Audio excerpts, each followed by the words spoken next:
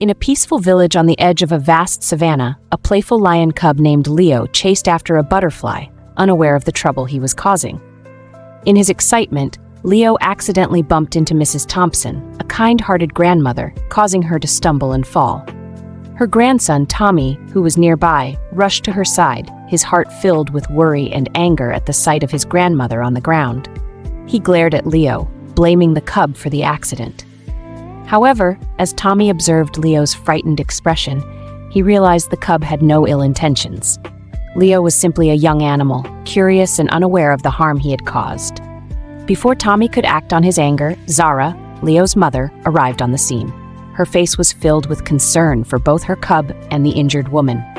Upon seeing Leo's frightened eyes, Zara instinctively approached Mrs. Thompson, her calm presence easing the tension. Gently, Zara nudged the grandmother to comfort her, understanding that the accident was unintentional.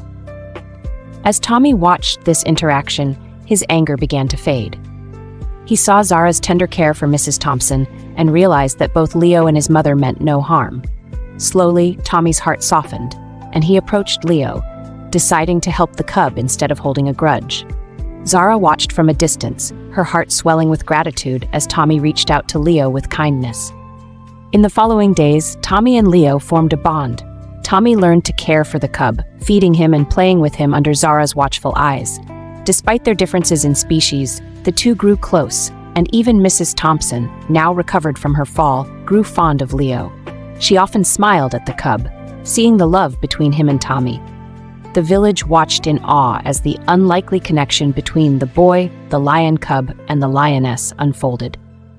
It was a reminder that love, compassion, and understanding could transcend boundaries.